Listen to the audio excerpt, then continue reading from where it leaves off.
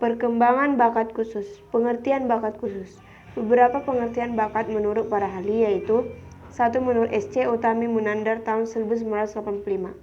Bakat atau aptitude pada umumnya diartikan sebagai kemampuan bawaan, sebagai potensi yang masih perlu dikembangkan dan dilatih agar dapat terwujud. Berbeda dengan bakat, kemampuan merupakan daya untuk melakukan suatu tindakan sebagai hasil dari pembawaan dan latihan. Kemampuan menunjukkan suatu tindakan atau performance dapat dilakukan sekarang, sedangkan bakat memerlukan latihan dan pendidikan agar suatu tindakan dapat dilakukan di masa yang akan datang. 2. Kartini Kartono tahun 1979. Bakat adalah mencakup segala faktor yang ada pada individu sejak awal pertama dari kehidupannya, yaitu kemudian menumbuhkan perkembangan keahlian, kecakapan, dan keterampilan khusus tertentu. Bakat bersifat laten potensial atau dalam arti dapat mekar berkembang sepanjang hidup manusia dan dapat diaktifkan potensinya. Ketiga, Suganda Purbakca tahun 1982.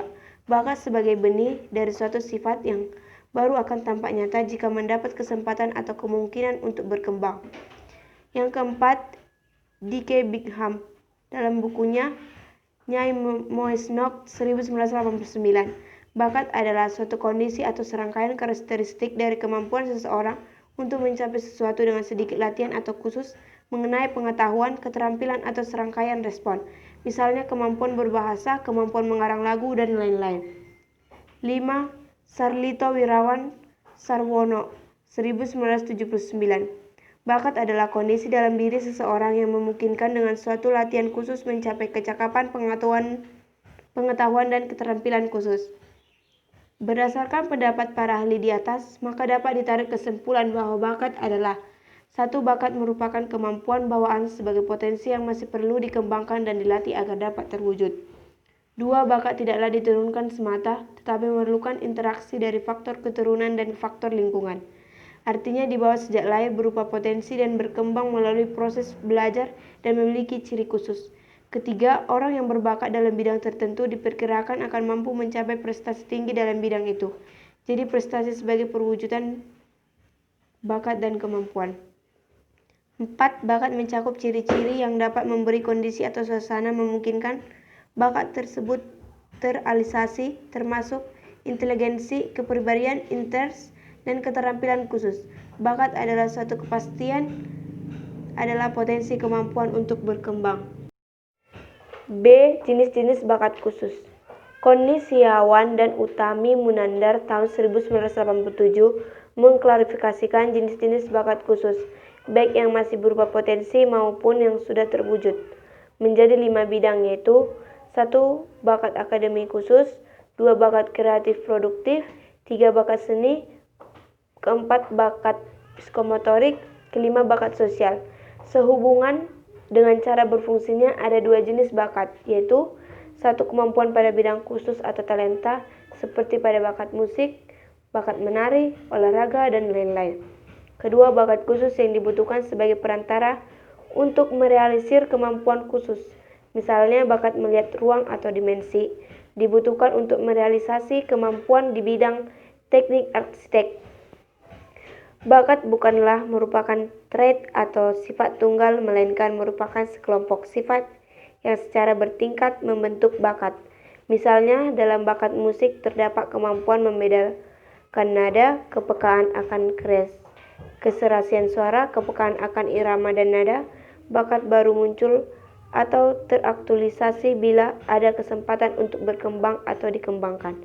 Sehingga mungkin saja terjadi seseorang tidak mengetahui dan tidak mengembangkan bakatnya, sehingga tetap merupakan yang laten.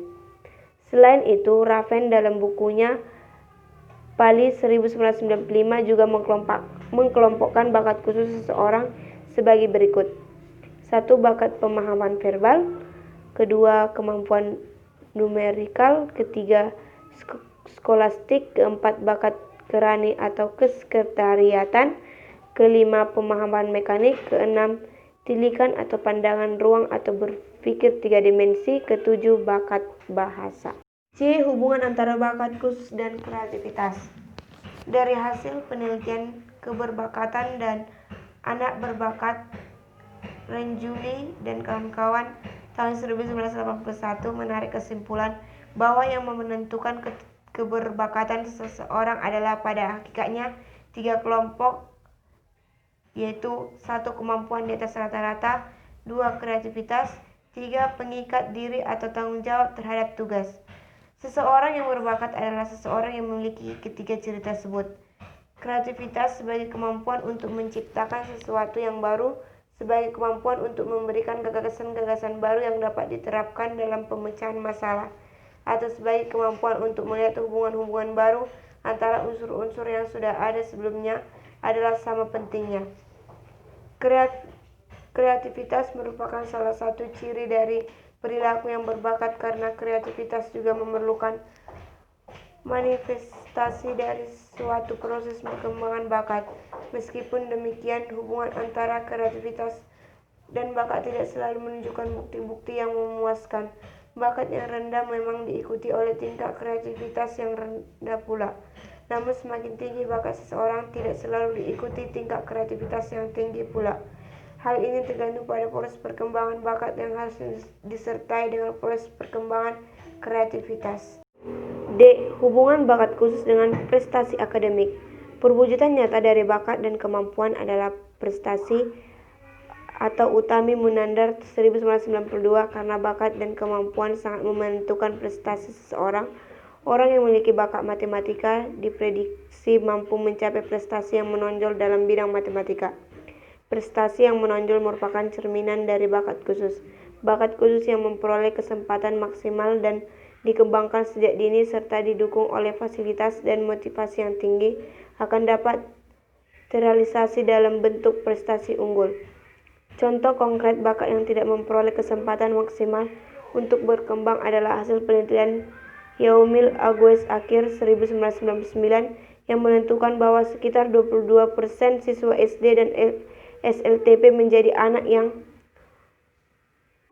underachiever, artinya prestasi belajar yang mereka peroleh berada di bawah potensi atau bakat intelektual yang sesungguhnya mereka miliki. Bakat memang sangat menentukan prestasi seseorang, tetapi sejauh mana itu akan terwujud menghasilkan suatu prestasi, masih banyak variabel yang menentukan. Atau bias juga dikatakan bahwa bakat memungkinkan pengetahuan, pengalaman, dan dorongan atau motivasi agar bakat dapat terwujud. Faktor-faktor yang mempengaruhi perkembangan bakat khusus. Variabel-variabel dalam diri siswa. A. Interest atau minat. Minat seseorang akan berpengaruh terhadap pengembangan bakatnya. Seseorang yang berminat terhadap hitung-menghitung berpotensi menjadi ahli matematika. Tes bakat tertulis yang terkenal adalah tes bakat diferensial. Ada 8 subtes tersebut, yaitu 1. Tes bakat verbal adalah tes yang dipergunakan untuk mengungkap atau mengukur bakat seseorang dalam berbahasa. Seberapa baik seseorang dalam mengerti ide-ide dan konsep-konsep yang dinyatakan dalam bentuk kata-kata, seberapa mudah seseorang dapat berpikir dan dapat memecahkan masalah-masalah yang dinyatakan dalam bentuk kata-kata. 2. Tes bakat numerikal adalah tes yang dipergunakan untuk mengungkap atau mengukur bakat seseorang dalam berpikir dengan angka-angka. Seberapa baik seseorang mengerti ide-ide dan konsep-konsep yang dinyatakan dalam bentuk angka-angka, seberapa mudah seseorang dapat berpikir dan memecahkan masalah dengan angka. Ketiga, tes skolastik adalah tes bakat yang dipergunakan untuk mengukur bakat seseorang dalam mata pelajaran persiapan akademis dan sejenisnya. Keempat, tes bakat berpikir abstrak adalah tes yang dipergunakan untuk bakat seseorang dalam memecahkan masalah meskipun tanpa petunjuk yang berupa kata-kata maupun angka-angka. Kelima, bakat klerikal adalah tes yang digunakan untuk mengukur bakat seseorang dalam memecahkan hal-hal yang berkaitan dengan tugas-tugas ketatausahaan, seberapa cepat dan teliti seseorang dapat menyelesaikan tugas-tugas tulis-menulis. B. Motivasi. Rendahnya motivasi akan menyebabkan bakat tidak akan berkembang atau tidak menonjol. Motivasi berkaitan dengan tujuan. Jika kurang motivasi, sedikit saja ada halangan, sudah cukup untuk menghilangkan semangat berlatih. C. Value, yang bagaimana seseorang memberi arti terhadap pekerjaan itu. Misalnya, bila seseorang memberi arti negatif terhadap pekerjaan musik, kurang dihargai, maka bakat itu juga terhambat berkembangnya. D. Kepribadian. Anak yang berkembang sesuai bakatnya akan memiliki kepribadian yang lebih positif dibandingkan dengan anak yang tidak sesuai bakatnya. Keadaan ini disebabkan oleh sukses yang dialaminya, serta penggunaan bakatnya mempengaruhi penyesuaian emosional. E. Konsep diri. Ada pengaruh timbal balik antara kepribadian dengan konsep diri. 2. Variabel lingkungan yang mempengaruhi bakat khusus. Menurut Sarlito tahun 1977 terdapat sejumlah variabel lingkungan yang mempengaruhi perkembangannya bakat pada diri seseorang.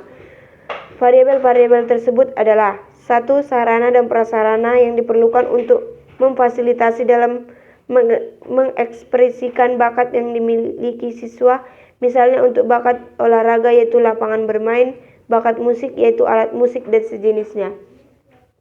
2. Lingkungan sosial. Melalui proses sosialisasi, misalnya kebudayaan tertentu membentuk tingkah laku tersebut. Misalnya, di Iran mungkin tidak dapat berkembang bakat seni musik, tari, dan lain-lain, karena di sana misalnya tidak dibolehkan bernyanyi, jadi kesempatan untuk mengekspresikan bakat tersebut sangat sedikit. Ketiga, lingkungan edukasi. Pengembangannya mulai pendidikan formal seperti sebagaimana diajarkan di sekolah. Keempat, besar atau banyaknya latihan. Pengembangan bakat mulai proses training atau latihan.